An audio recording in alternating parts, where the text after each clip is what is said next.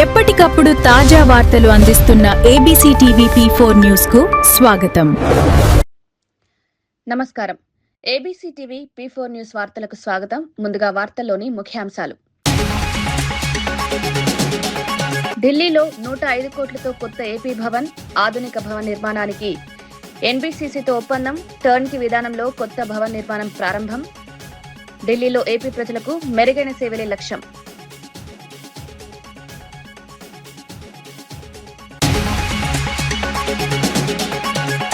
యాభై మంది పేద విద్యార్థులను చదువు బాధ్యత తీసుకున్న కేటీఆర్. టచ్ లైఫ్ తో విద్యార్థులకు అండగా కేటీఆర్. మహిళల సాధికారతకు విద్య మార్గం, సమాజ సేవకు ప్రతి ఒక్కరూ ముందుకు రావాలని పిలుపు.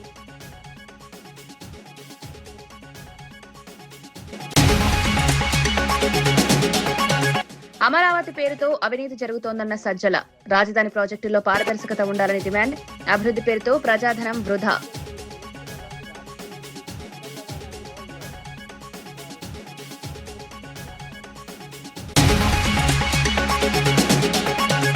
ఆర్ఎస్ ప్రవీణ్ భద్రతతో సీఎంకు సంబంధం లేదన్న దయాకర్. భద్రతా నిర్ణయాలు పోలీస్ శాఖవేనన్న దయాకర్. భద్రతా అంశాన్ని రాజకీయ రంగు పులమొద్దన్న సీఎం. అభివృద్ధిపైనే దృష్టి పెట్టారన్న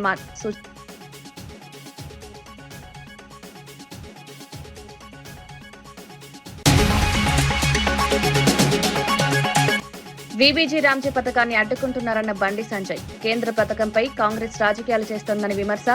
తెలంగాణకు డబుల్ ఇంజిన్ ప్రభుత్వం అవసరం. పాఠశాలల విలీన నిర్ణయం పునఃసమీక్షించాలన్న బండి.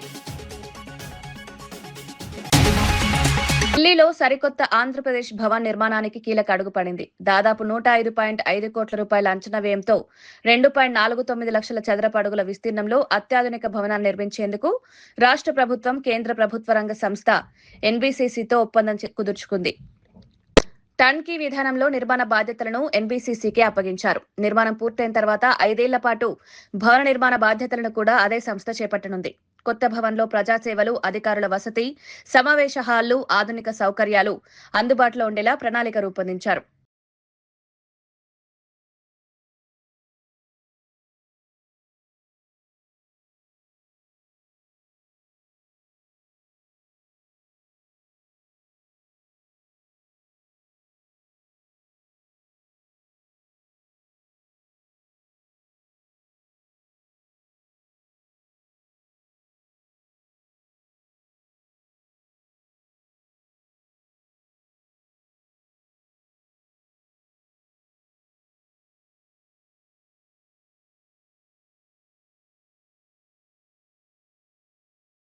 రాజధాని అంశంపై వైఎస్ఆర్సీపీ రాష్ట్ర కోఆర్డినేటర్ సజ్జల రామకృష్ణారెడ్డి తీవ్ర విమర్శలు చేశారు. జగన్మోహన్ రెడ్డి రాజధాని పేరుతో ఎప్పుడు రాజకీయాలు చేయలేదని స్పష్టం చేశారు. ప్రజాధనం దుర్వినియోగం కాకూడదనే బాధ్యతతోనే అమరావతి వ్యవహారంలో ప్రశ్నిస్తున్నామని తెలిపారు. అమరావతిలో రైల్వే స్టేషన్, ఎయిర్పోర్ట్ పేర్లతో కొత్త ప్రాజెక్టులు ప్రకటిస్తూ అవినీతికి అవకాశాలు పెంచుకుంటోందని చంద్రబాబు ప్రభుత్వంపై ఆరోపించారు. అభివృద్ధి పేరుతో ప్రజల సొమ్ము వృధా కాకుండా చూసే బాధ్యత ప్రతిపక్షంపై ఉందన్నారు. రాజకీయం లాగా చేయొచ్చు కదా. రాజకీయ ఎందుకు అనవసరంగా అయితే మిమ్మల్ని మీరు ఇరికించుకుంటున్నారు అనేవాళ్ళు ఉన్నారు. కాబట్టి మీరు అడిగే దీంతో లేదా వాళ్ళు ఆరోపిస్తున్నట్టు రాజకీయం చేసేవాడే జగన్మోహన్ రెడ్డి గారు అయితే ఇది చేయరు. నిన్న మాట్లాడేది ఎందుకు మాట్లాడదు? మాకే సరే ఉంటే ఉంటుంది, కొట్టుకుంటారులే. రేపు వచ్చిన కమిషన్ వేసి ఒక్కొక్కరిని వేసి తాట తీయచ్చు కదా. ఇప్పటి నుంచి ఆపాల్సిన ప్రయత్నం ఉంది. కావాల్సిన ఇష్యూలు లేవా? డిఎస్సీ లేదా? రైతులు ఇన్ని ఉన్నాయి. కాబట్టి వాటి మీదే మాట్లాడాలి. నిన్న కూడా ఇది వచ్చి విలేకరు అడిగితే స్పష్టత ఇచ్చాడు ఆయన. ఇది ప్రతిసారి ఈ క్వశ్చన్ వస్తుంటుంది. మీరే మీడియా నుంచి అడిగినప్పుడు స్పష్టత ఇచ్చారు.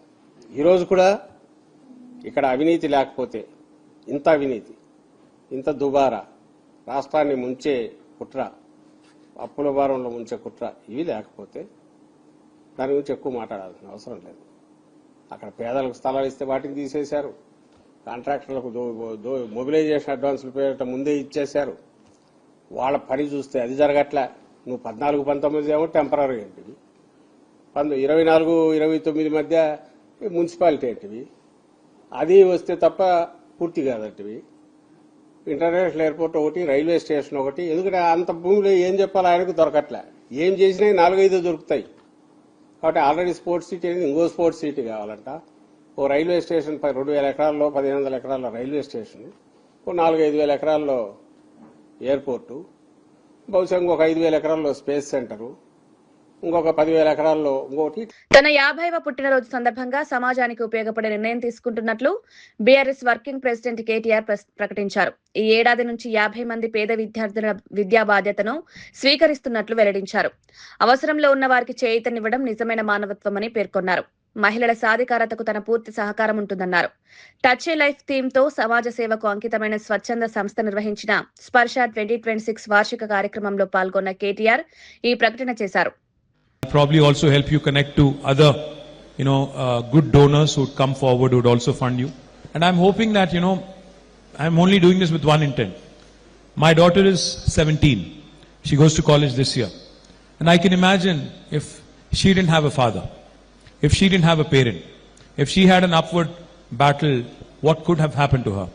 I think, there's no point in living as a human being if you don't have that empathy, if you don't have that sense of despair when you see somebody who is underprivileged, sense of frustration when you can't help somebody who is in need.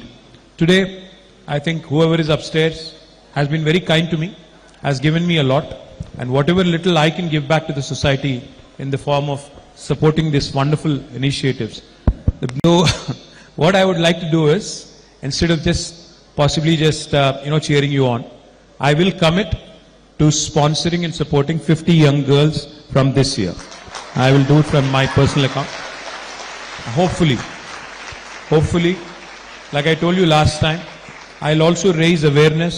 I'll also connect you to more people.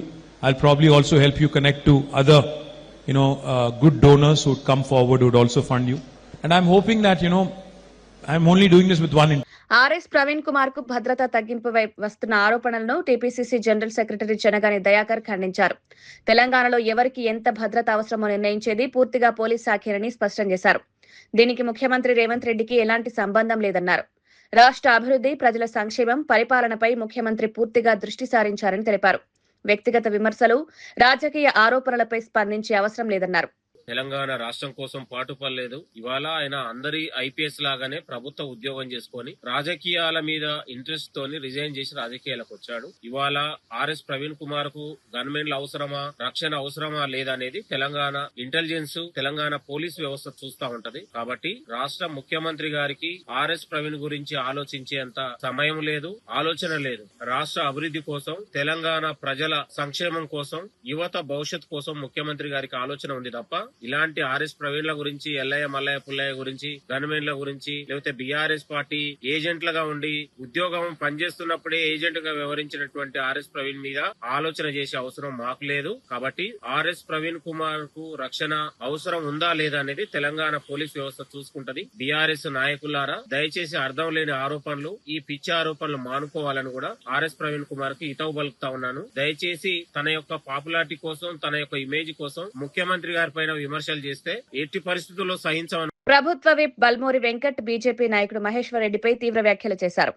Maheshwar Reddy ఎమ్మెల్యేలాగా కాకుండా cinema దర్శకుడిలా ఊహాజనిత కథలు చెప్తున్నారని విమర్శించారు. ముందుగా మీ party పరిస్థితిని చూసుకోవాలని సూచించారు. బండి సంజయ్, ఈటెల రాజేందర్, అరవింద్, కిషన్ రెడ్డి ఒక్కొక్కరు ఒక్కోలా మాట్లాడుతున్నారని ఎద్దేవా చేశారు. బీజేపీ రాష్ట్ర అధ్యక్షుడి మాటని సగం మంది వినడం లేదన్నారు. ఆ పార్టీకి చెందిన పలువురు ఎమ్మెల్యేలు కాంగ్రెస్ తో టచ్ లో ఉన్నారని ఆరోపించారు. వారి యొక్క కల్పనల గురించి వారు మాట్లాడిన మాటలు చూస్తే, మా ప్రభుత్వంలో, మా పార్టీలో ఏం జరుగుతుందో ఒరిజినల్ డూప్లికేట్ గురించి ఆయన మాట్లాడుతుండు. బీజేపీ పార్టీల ఎలక్షన్ల 2 నెలల ముందో, నెల ముందో, 2 నెలల ముందో, నాకు తెలిసి 20 రోజుల ముందు కావచ్చు, 20 రోజుల్లో, నెల ముందో బీజేపీ పార్టీలో చేరినాం. బీజేపీ పార్టీలో చేరి బీజేపీ పార్టీలో 8 మంది ఎమ్మెల్యేలు గెలిస్తే అందులో కొత్తగా అందరికంటే లాస్ట్ పోయినవే నువ్వు. ఢిల్లీకి మూటలప్ప చెప్పి నరేంద్ర మోడీకి, మరి అమిత్ షాకి ఏమి సమర్పించుకున్నావేమో కానీ శాసనసభాపక్ష నేతగా నిన్ను ఎన్నుకోనరు. 8 మంది ఎమ్మెల్యేలు ఉన్నారు మీ పార్టీలో. 8 మంది ఎమ్మెల్యేలో ఒక్క ఎమ్మెల్యేనని మాటిన పరిస్థితి ఉందా? ఏ ఒక్క ఎమ్మెల్యేనా నువ్వు ప్రెస్ మీట్ పెడితే నీతో పాటు పక్కన కూర్చొని ప్రెస్ మీట్లో పాల్గొనే పరిస్థితి ఉందా? నీ సొంత పార్టీ ఎమ్మెల్యేల గురించే ఎమ్మెల్యేలు నీతో పాటు ఉండే పరిస్థితి లేదు. మీ 8 మంది ఎమ్మెల్యేల పాప 3 సార్లు గెలిచిన రాజాసింగ్ని పక్కన పెట్టి ఆయనకి ఇవ్వాల్సిన కుర్చీ నువ్వు తెచ్చుకున్నావు. ముందు నీ సిగ్గుంటే నీ యొక్క కుర్చీకి రాజీనామా చేసి బాధ్యతతోటి అది దానికి అర్హులు ఎవరో వాళ్ళకి ఇవ్వాలి. దాన్ని పక్కన పెట్టి మీ పార్టీలో 1.25 లక్ష గొల్లాలు ఉన్నాయి, 1.25 లక్ష పంచాయతీలు ఉన్నాయి. బండి సంజయ్ ఖతం కావాలని చెప్పి ఈటల రాజేందర్ ప్రయత్నిస్తాడు. రోజు పొద్దున్న లేస్తే ఈటల రాజేందర్ బండి సంజయ్ కొట్లాడుకుంటారు. ధర్మపురి అరవింద్ కిషన్ రెడ్డి తన్నుకుంటారు. ఈయన ఖతం కావాలని చెప్పి ఆయన ఖతం కావాలని చెప్పి ఈయనే. ప్రతి జిల్లా వ్యాప్తిగా చూసుకుంటే మీ ఎమ్మెల్యేల మధ్యలో నీకు రాకేష్ రెడ్డికి పాయల శంకర్కి మీ ఆదిలాబాద్ జిల్లా పరిధిలో ఉన్న ఎమ్మెల్యేలతోటే నీకు రోజుకు ఒక పంచాయతీ. మీ అధ్యక్షుని మాట సగం మంది వినే పరిస్థితి ఉండదు. మీ రఘునందన్ రావు ఒకటి మాట్లాడితే కిషన్ రెడ్డి ఒకటి మాట్లాడతాడు, బండి సంజయ్ ఒకటి మాట్లాడతాడు, ఈటల రాజేందర్ ఒకటి మాట్లాడతాడు. వీళ్ళందరికీ భిన్నంగా ధర్మపురి అరవింద్ మాట్లాడతారు. వీళ్ళందరి లైన్ ఒక రకంగా ఉంటే నాకు కేంద్ర మంత్రి కావాలని చెప్పి మహబూబ్నగర్కి వెళ్ళి డీకేఆర్ నుంచి ఆమె ఒక రకంగా మాట్లాడుతుంది. ముందు మీ పార్టీలనే పట్టుమని చెప్తే 10 మంది లేరు. ఉన్న 10 మందిలో మీకే సఖ్యత లేదు. ఉన్న 10 మందిలో మీ పరిస్థితి అయోమయ గోచర స్థితిలో ఉంది. మీ దాంట్లోనే ఎప్పుడెవడు ఖతమవుతాడా అని చెప్పి ఒకరిపైన ఒకరు ఆరోపణలు చేసుకుంటూ ఉన్నారు. మనం ఈ జాతీయ అధ్యక్షుడు 3 రోజుల పర్యటన చేస్తే 3 రోజుల పర్యటన గురించి చర్చనే లేదు. అసలు ఆడు ఎప్పుడు వచ్చిండో ఎప్పుడు పోయిండో అర్థం కాని పరిస్థితి. ఆయన ఇక్కడికి ఎప్పుడు వచ్చిండో ఎప్పుడు పోయిండో అర్థం కాని పరిస్థితి. ఇవన్నీ పక్కన పెట్టి కావాలని చెప్పి ఏదో సర్వేలు గ్రాఫ్ గురించి మీ దాంట్లో మీ సునీల్ బన్సల్ ఎవరు ఉన్నారు కదా, ఆయన రాసిచ్చిండు. 8 మంది ఎమ్మెల్యేలు రాబోయే ఎన్నికల్లో వచ్చే ఎన్నికల్లో 3-4 ఎమ్మెల్యేలు అయితే కాంగ్రెస్ తో టచ్ లో ఉన్నారు. ఉన్న 3-4 ఇంకో 3 మూడో స్థానంకి పడిపోతారు. వైఎస్ఆర్సీపీ రాష్ట్ర ప్రధాన కార్యదర్శి సజ్జల రామకృష్ణారెడ్డి రాజధాని అమరావతి అంశంపై ప్రెస్ మీట్ నిర్వహించి ముఖ్యమంత్రి చంద్రబాబు నాయుడు, డిప్యూటీ సీఎం పవన్ కళ్యాణ్ పై తీవ్ర విమర్శలు చేశారు. అమరావతి విషయంలో పూటకో మాట మార్చింది చంద్రబాబు, పవన్ కళ్యాణేనని ఆరోపించారు. గతంలో వారు చేసిన వ్యాఖ్యలకు సంబంధించిన పాత వీడియో క్లిప్పింగ్లను మీడియా సమావేశంలో ప్రదర్శించారు. ప్రజలను తప్పుదోవ పట్టించేలా ఇప్పుడు భిన్నమైన ప్రకటనలు చేస్తున్నారని విమర్శించారు. రాజధాని అంశంపై వైఖరి మార్పుకు ప్రజలకు సమాధానం చెప్పాలని డిమాండ్ చేశారు. గత హామీలు, ప్రస్తుత ప్రకటనల మధ్య ఉన్న వ్యత్యాసాన్ని ప్రజలు గమనిస్తున్నారని పేర్కొన్నారు. ఎట్లా మాట్లాడారు, ఇప్పుడు ఎట్లా మాట్లాడారు అనేది తెలుసు. మాట్లాడుతున్నారనేది ఇప్పుడు మాట్లాడుతున్నా అందరికి తెలుసు. గతంలో ఏమన్నారు చూడండి. ఈయన పవన్ కళ్యాణ్ గారు ఏమన్నారు గతంలో చూడండి. ఈ బడ్జెట్ మన క్యాపిటల్ విషయంలో కూడా ఇది ఇంక్లూజివ్ క్యాపిటల్ కాదు, ఎక్స్క్లూజివ్ గా కొద్ది మంది కోసమే, లేదంటే తెలుగుదేశం పార్టీ అఫిలియేటెడ్ క్యాపిటల్ లో ఉంది తప్ప ఉత్తరాంధ్ర నుంచి వచ్చే అక్కడ ప్రజలకి ఇక్కడ క్యాపిటల్ లో రావాలంటే ఎలా స్థిరపడతారు? ఇక్కడ రాయలసీమ ప్రాంతం వాసులు రావాలంటే ఇక్కడ ఎలా స్థిరపడతారు? అలాగే ప్రతి జిల్లా నుంచి అన్ని వర్గాల నుంచి అమరావతిలో స్థిరపడాలంటే ఏమేమి ఇయర్ మార్క్ చేశారా? 33,000 ఎకరాలు పెట్టారు. ఈ 33,000 ఎకరాల్లో 2,000-3,000 ఎకరాలు ఒక్కొక్క ప్రాంతానికి కానీ ఒక్కొక్క జిల్లాకి కానీ ఇయర్ మార్క్ చేశాం. అక్కడ ఛాంబర్ ఆఫ్ కామర్స్ కి బిజినెస్ పెట్టుకోవాలంటే ఇలాంటి ఏం చేసి అసలు ఇలాంటి ఇన్క్లూజివ్ క్యాపిటల్ కాదు. ఇలాగా ప్రతి అంశంలోనూ తెలుగుదేశం పార్టీ చాలా బలమైన వైఫల్యాన్ని చూపిస్తా వచ్చింది. భూసేకరణ చేయడానికి వీలు లేదు. ఇష్టపడిస్తే తీసుకోండి, అనుమానం లేదు. మీరందరూ చెప్పరు ఉపయోగమంటున్న వ్యక్తుల గురించి వాళ్ళు ఉపయోగమంటున్నప్పుడు మీరు ఒప్పించి తీసుకోండి తప్ప దాని నుంచి లాక్కోవద్దు అని చెప్తున్నారు. కర్నూలు మన రాజధాని, ఈరోజు అమరావతి మనకి రాజధాని ఏమో, కానీ నా మనసుకి కర్నూలే రాజధాని. దీనికి జనసేన ప్రభుత్వం తీసుకొచ్చిన రోజున నేను మీకు మాటిస్తున్నాను, అది ఎంత రాజధాని, ఏ స్థాయి నగరంతో కర్నూలు దానికి మించిన స్థాయి నగరాన్ని తీసుకొస్తాను. ఇవాళ రోజు కూడా అడిగిపోయిన కాదు గట్టలు అంటారు. భారతదేశంలో అనేక రాష్ట్రాలు క్యాపిటల్ లేకుంటే అక్కడ ఉన్న ప్రపంచ దేశాల్లో ఆయన సోము వీర్రాజు గారు బీజేపీ. డెవలప్ అయినటువంటి చైనా, దాని రాజధాని బీజింగ్, దాని చాంగ్లైన్ డెవలప్. తెలంగాణ అప్పుల అంశంపై కాంగ్రెస్, బీఆర్ఎస్ మధ్య రాజకీయ పోరు మరింత వేడెక్కింది. Deputy CM Bhatti Vikramarka press meet నిర్వహించి బీఆర్ఎస్ ప్రభుత్వ హయాంలో రాష్ట్రంపై 8.21 లక్షల కోట్ల అప్పుల భారం మోపారని ఆరోపించారు. ఈ అంశంపై కేసీఆర్, మాజీ మంత్రి హరీష్ రావు ప్రజలకు సమాధానం చెప్పాలని డిమాండ్ చేశారు. అప్పులపై హరీష్ రావు తప్పుడు ప్రచారం చేస్తున్నారని మండిపడ్డారు. కాంగ్రెస్ ప్రభుత్వం అధికారంలోకి వచ్చిన తర్వాత అప్పుల రీస్ట్రక్చరింగ్ చేపట్టి వార్షిక వడ్డీ భారాన్ని 34,000 కోట్ల నుంచి 11,000 కోట్లకు తగ్గించామని వివరించారు. సింగరేణిని కూడా బీఆర్ఎస్ ప్రభుత్వం సంక్షోభంలోకి నెట్టిందని ఆరోపించారు. చేసిన అప్పులు రాష్ట్రం పైన వేసిన భారాన్ని తక్కువ చేసి చూపించడం కోసం కొంత ప్రయత్నం హరీష్ రావు గారు, కేటీఆర్ గారు పరిపరి విధాలుగా ప్రయత్నం చేస్తూ ఉన్నారు. ఆ ప్రయత్నాలు ఏ స్థాయికి వెళ్ళాయంటే వారు గత ప్రభుత్వంలో 10 సంవత్సరాలు మంత్రిగా పనిచేశారన్న సంగతి కూడా మర్చిపోయి స్థాయి దిగజార్చుకొని అబద్ధాలన్నీ పోగేసుకొని ఆ పోగేసుకున్న అబద్ధాలని ప్రచార అస్త్రాలుగా మార్చుకొని అదే పనిగా ఒక గ్లోబల్స్ ప్రచారం చేయడం కోసం ప్రయత్నం చేస్తూ ఉన్నారు. ఇది ఒక అంశంలో కాదు, అనేక అంశాలపైన ఇదే పనిగా పెట్టుకొని అబద్ధాలని ఒక్కొక్క శాఖ మీద ప్రయత్నం చేసే కార్యక్రమం చేస్తూ ఉన్నప్పుడు ఈ రాష్ట్ర ఆర్థిక పరిస్థితిని, రాష్ట్రంలో ఉన్నటువంటి సామాజిక పరిస్థితుల్ని, రాష్ట్రంలో ఉన్నటువంటి వనరుల్ని క్షుణ్ణంగా అర్థం చేసుకున్న ప్రభుత్వం తప్పనిసరిగా ఇప్పటికి కూడా మన వాస్తవాలు ప్రజల దృష్టికి తీసుకొని రాకపోతే ఈ అబద్ధాలు చెప్పేటువంటి ప్రచారకుల మాటలే ఇప్పటికే ఆ 10 సంవత్సరాలు వారి పాలన ఈ రాష్ట్రం పైన భారంగా మారింది. ఈ అబద్ధాలు ఇంకా పెనుభారంగా మారి సమాజానికే ఇది పెద్ద విధ్వంసంగా మారేటువంటి అంశంగా మారింది. ఇటువంటి పరిస్థితుల్లో ఉన్న వాస్తవాన్ని మేము ఆలోచన చేశాం. సరే, పని ఎట్లా లేదు వాళ్ళకి, 10 సంవత్సరాలు అడ్డగోలుగా చేసినటువంటి దోపిడీతో పెట్టుకున్నటువంటి వార్తా సంస్థలతోనో,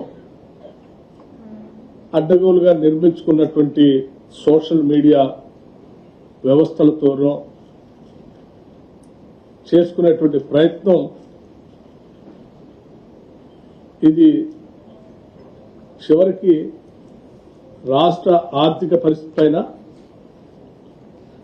రాష్ట్రం ప్రతిష్టాత్మకంగా ప్రాణప్రదంగా చూసుకున్నటువంటి అనేక ప్రభుత్వ రంగ సంస్థలపైన పడే ప్రభావం ఉన్నది. నిశ్శబ్దంగా ఉంటే ఇంకా నష్టం చేసినటువంటి వాళ్ళు అవుతాం. అబద్దాల పునాదులపైన ఏ ఆర్థిక వ్యవస్థను నిర్మించలేము. 10 సంవత్సరాలు ఇటువంటి అబద్దాల పునాదులపైనే ఆర్థిక వ్యవస్థ నిర్మిస్తున్నాం అని చెప్పి రాష్ట్రాన్ని ఈరోజు అనేక రకాలైనటువంటి ఇబ్బందులు నెట్టేసినటువంటి పరిస్థితుల్లో వాటన్నిటి గురించి మాట్లాడితే రాష్ట్రం యొక్క ప్రతిష్ట ఏమన్నా బయట రాష్ట్రాల్లో మిగతా ప్రాంతాల్లో కానీ తగ్గుతుంది అనేటువంటి ఆలోచనతో సాధ్యమైనంత వరకు ఆ వాస్తవాల్ని ఎక్కువగా మాట్లాడకుండా పాలన మీద దృష్టి సారించి వాటిని సరిచేసే వ్యవస్థలో ముందు పోతా ఉన్నాం. అయినప్పటికి కూడా కావాలని పదే ఇంకా అబద్దాలు చెప్తా ఉంటే తప్పనిసరి పరిస్థితుల్లో ఈరోజు బయటకు వచ్చి వాస్తవాలు చెప్పాలనేటువంటి ఆలోచనతో వచ్చాం. హరీష్ రావు గారు, కేటీఆర్ గారు, మేము ముఖ్యమంత్రికి మంత్రులు ఛాలెంజ్ విసురుతున్నాం, రండి సమాధానం చెప్పండి అంటున్నారు.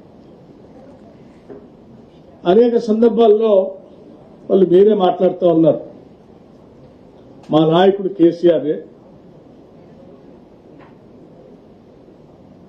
వారే వస్తారు, వారే పాలిస్తారు అని చెప్తారు. చేసింది అప్పులు రాష్ట్రాన్ని సర్వనాశనం చేసింది కేసీఆర్ అండి. భవిష్యత్తులో మళ్ళీ ఆయనే వస్తున్నారు, మళ్ళీ మీరే చెప్తుంటారు. మధ్యలో మీ సంగతి ఏంది? అసలు మీరు ఏం మాట్లాడుతున్నారో మీకే తెలియదు, మీరేం చేద్దాం అనుకుంటున్నారో మీకే తెలియదు. మీ చేతుల్లో ఏముందని అసలు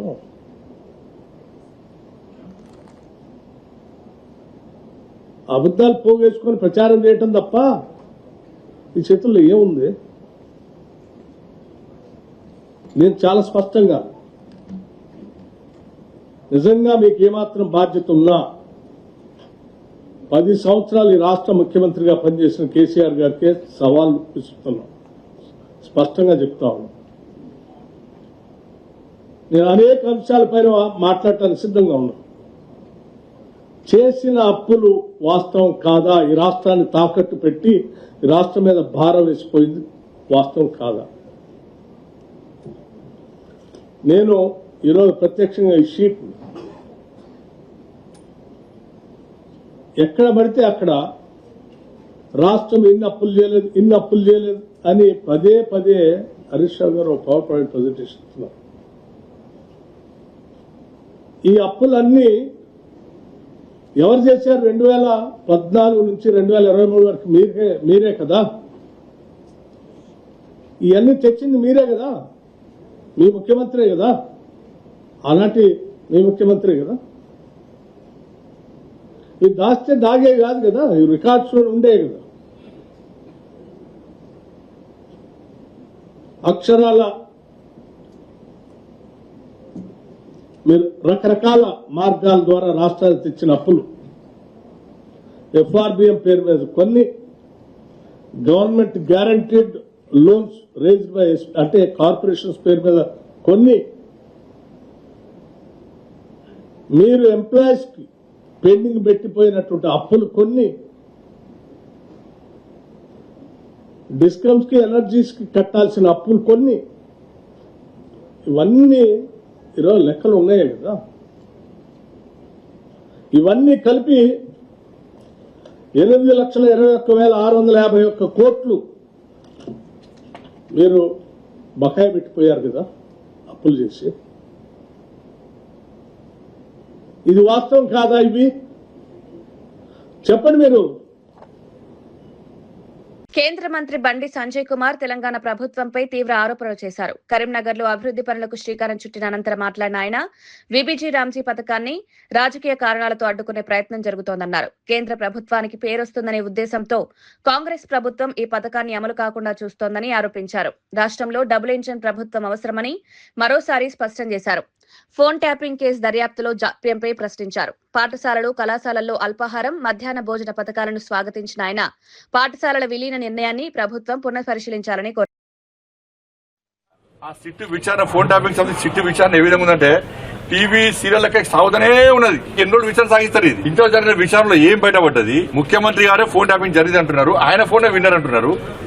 మరి అటువంటి ముఖ్యమంత్రి గారు ఈ ఫోన్ ట్యాపింగ్ విషయంలో ఎందుకు శ్రద్ధ వహిస్తలేరు? అసలు ముఖ్యమంత్రి గారు చెప్పాలి, ఫోన్ ట్యాపింగ్ విషయంలో మీరు వేసిన సిట్టు దాని నిబద్ధత ఉందా? ఫస్ట్ అధికారులు మంచోళ్లే, కానీ అధికారులు ఫ్రీడమ్ ఇస్తలేరు. బీబీజీ రామ్ యొక్క ఆ స్కీమ్ సంబంధించి రాష్ట్ర ప్రభుత్వం యొక్క ఆలోచన నిజంగా దుర్మార్గం. అది స్కీమ్ కావాలంటున్నారు, స్కీమ్ ను అమలు చేస్తారట, కానీ స్కీమ్ మీద కోర్టులో కేసేస్తాడు. ఇదే ద్వంద్వ విధానం. దీని ద్వారా నరేంద్ర మోడీ ప్రభుత్వానికి పేరు వస్తుంది కాబట్టి కేంద్ర ప్రభుత్వానికి పేరు రావద్దు అని చెప్పి మళ్ళొక రాయడానికి మేము కోర్టులో కేసేస్తామంటున్నారు. కడప స్టీల్ ప్లాంట్ పనులు ప్రారంభం కావడం రాయలసీమ ప్రజల చిరకాల స్వప్నం నెరవేరినట్టని ఎమ్మెల్యే ఆదినారాయణ రెడ్డి అన్నారు. గత ప్రభుత్వ హయాంలో ప్రజలకు అభివృద్ధి కాకుండా మోసమే జరిగిందని మాజీ ముఖ్యమంత్రి జగన్ పై విమర్శలకు చేశారు. కూటమి ప్రభుత్వం రాష్ట్ర అభివృద్ధికి కట్టుబడి పనిచేస్తోందన్నారు. పరిశ్రమల అభివృద్ధితో ఉపాధి అవకాశాలు పెరుగుతాయని ఆశాభావం వ్యక్తం చేశారు. రాయలసీమ సమగ్ర అభివృద్ధి కోసం ప్రభుత్వం అనేక కార్యక్రమాలు చేపడుతోందని తెలిపారు. అతను సానుభూతి కోసం కోడికత్తి డ్రామా, మరొకటి వివేకానంద రెడ్డి డ్రామా. అంటే వివేకానంద రెడ్డిది గుండెపోటు, ఫస్ట్ ఏమో కత్తిపోటు, రెండోదేమో వివేకానంద రెడ్డి పోటు, వాళ్ళ అవినాష్ రెడ్డికి బెయిల్ కోసం వాళ్ళ అమ్మకు గుండెపోటు కర్నూలులో, నాలుగోది ఎలక్షన్ల సందర్భంగా రేపపోటు, ఇప్పుడు చెప్పే పోటు వెన్నుపోటు. నువ్వు పొడిచేది పోటు, నువ్వు వెన్నుపోటు పొడుస్తానే ఉంటావు ఈ ప్రజలకు. ఇది ఎవరికి తెలియదు నీ రాజకీయం. సిపిఐ జాతీయ కార్యదర్శి రామకృష్ణ రాజధాని అంశంపై కీలక వ్యాఖ్యలు చేశారు. 2029 ఎన్నికల్లో రాజధాని సమస్య ప్రధాన అజెండాగా ఉందని అభిప్రాయపడ్డారు. రాజధాని మావిగానా అనే నినాదంతో ప్రజల్లోకి వెళ్తామని జగన్ ప్రకటించడం ప్రజలను తప్పుదోవ పట్టించే ప్రయత్నమని విమర్శించారు. ఉద్దేశపూర్వకంగానే ఇలాంటి ప్రకటనలు చేస్తున్నారని ఆరోపించారు. మరో 2 ఏళ్లలో రాజధాని అంశాన్ని స్పష్టమైన రూపం వస్తుందని, ఎన్నికల నాటికి ఈ వివాదం పెద్ద సమస్యగా ఉండదని విశ్వాసం వ్యక్తం చేశారు. మూడోది ఏమంటే ఆల్రెడీ ఇప్పుడు 30,000 మంది వర్కర్స్ అక్కడ పనిచేస్తా ఉన్నారు. దాదాపు 1450 హెవీ మెషినరీ వెహికల్స్ అక్కడ పనిచేస్తా ఉన్నాయి. ఒక 2 ఏళ్ల కాలంలో ఖచ్చితంగా రాజధానిలో అన్ని, రాజధాని అంటే ఏంటి, అసెంబ్లీ ఉండాలి, సెక్రటరియట్ ఉండాలి, హైకోర్టు ఉండాలి, క్వార్టర్స్ ఉండాలి. కాబట్టి ఇవన్నీ కూడా అయిపోతాయి. 2029 నాటికి ఈ మావిగన్న అమరావతి అనే అజెండా ఉండనే ఉండదు. ఆ ఎలక్షన్లు వేరే అంశాలపైన జరుగుతాయి. మళ్లీ అమరావతిని వివాదాస్పదం చేయడం సరైనది కాదు. జగన్మోహన్ రెడ్డి స్వయంగా ఆమోదించాడు అసెంబ్లీలో. తర్వాత నువ్వు మళ్లీ అధికారం వచ్చాక 3 రాజధానులు అన్నావు. నువ్వు 3 రాజధానులు కట్టలే. ఇప్పుడు అధికారం పోయిన తర్వాత మళ్లీ మావిగన్న అనడం కరెక్ట్ కాదు. కాబట్టి నేను జగన్మోహన్ రెడ్డి గారికి కూడా కోరేది ఏమంటే, అపోజిషన్ పార్టీగా అక్కడ ఉంటున్న ప్రజల సమస్యలు లేదంటే నిర్మాణాల్లో అవకతవకలు వాటిపైన మాట్లాడితే బాగుంటుంది తప్ప అమరావతిని వివాదాస్పదం చేయడం కరెక్ట్ కాదు. రాష్ట్ర ప్రభుత్వం పెండింగ్ లో ఉన్న 8,000 కోట్ల రూపాయల ఫీజు రింబర్స్మెంట్ బకాయిలను వెంటనే విడుదల చేయాలని బీసీ సంక్షేమ సంఘం జాతీయ అధ్యక్షుడు ఆర్ కృష్ణయ్య డిమాండ్ చేశారు. జీవో నెంబర్ 9 ను రద్దు చేయాలని కూడా ప్రభుత్వాన్ని కోరారు. విద్యానగర్ లో బీసీ విద్యార్థి సంఘం ఆధ్వర్యంలో నిర్వహించిన ర్యాలీలో పాల్గొన్న ఆయన, పేద విద్యార్థుల ఉన్నత విద్యకు అడ్డంకులు సృష్టించే నిర్ణయాలను సహించబోమన్నారు. ఫీజు బకాయిల కారణంగా వేలాది మంది విద్యార్థుల భవిష్యత్ ప్రమాదంలో పడుతోందని ఆందోళన వ్యక్తం చేశారు. ప్రభుత్వం వెంటనే స్పందించి బకాయిలు విడుదల చేయాలని కోరారు. డిమాండ్లు నెరవేరకపోతే ఉద్యమాన్ని మరింత ఉధృతం చేస్తామని హెచ్చరించారు. జూలై 8న ఇందిరా పార్క్ వద్ద సత్యాగ్రహ దీక్ష నిర్వహించి ప్రభుత్వంపై ఒత్తిడి తీసుకురానున్నట్లు ప్రకటించారు. మళ్ళీ 8 నాడు సత్యాగ్రహ దీక్ష ఉంది. ఈ విధంగా ఇందిరా పార్క్ దగ్గర నేను 8వ రోజు సత్యాగ్రహ దీక్ష చేస్తున్నా. ప్రభుత్వం ఉద్దేశపూర్వకంగా పేద కులాలు, పేద వర్గాలు చదువుకుంటున్నారు. బీసీలు, ఎస్సీలు, ఈబీసీలు, ఎస్టీలు, మైనార్టీలు, పేద వర్గాలు ఉన్నత విద్య, వృత్తి, ఇంజనీరింగ్, మెడిసిన్, పీజీ, డిగ్రీ ఒక పైసా ఖర్చు లేకుండా చదువుకుంటుంటే ప్రభుత్వంలోని భూస్వామ్య వర్గాలు, దోపిడీ వర్గాలు దీన్ని చూసి భరించలేకపోతున్నాయి. అందుకే వాళ్ళందరూ ఈ స్కీమ్ ఎట్లా చేయాలని చూస్తున్నారు. ఈ స్కీమ్ వల్ల రాష్ట్రం అభివృద్ధి చెందింది, సమాజంలో మార్పు వచ్చింది. ప్రతి ఒక్కరు ఐటీ, ఇప్పుడు రాష్ట్ర ప్రభుత్వంలో ఉన్న జాబ్ హోల్డర్ల కంటే ఐటీ కంపెనీలల్లో విదేశాలలోనే మన వాళ్ళు ఎక్కువ ఉన్నారు. మన రాష్ట్ర ప్రభుత్వంలో 2 లక్షలు 3 లక్షల కంటే ఎక్కువ లేరు. కానీ ఐటీ కంపెనీలో 10 లక్షల మందికి పైగా మన వాళ్ళు ఉన్నారు. దాని మూలంగా రాష్ట్ర ఆదాయం పెరుగుతున్నాయి, పన్నులు పెరుగుతున్నాయి, రాష్ట్ర ప్రజలు అభివృద్ధి చెందుతున్నారు. ఈ విషయాన్ని గమనించకుండా ఓర్వలేక వీళ్ళందరినీ కూడా ఈ ప్రభుత్వం ఇంత చేస్తుంది. అందుకే ఆ ఫీజు రియంబర్స్మెంట్ పథకాన్ని యథావిధిగా కొనసాగించాలి, బకాయిలన్నీ చెల్లించాలి. లేని పక్షంలో పెద్ద ఎత్తున ఇంక ఉద్యమం ఇట్లా ఎక్కడికక్కడ స్పాంటేనియస్గా ప్రజలు రోడ్ల మీదకి వచ్చి ఉద్యమం చేపడతారని హెచ్చరిస్తున్నారు. మరిన్ని వార్తలతో మళ్ళీ కలుద్దాం. నమస్కారం.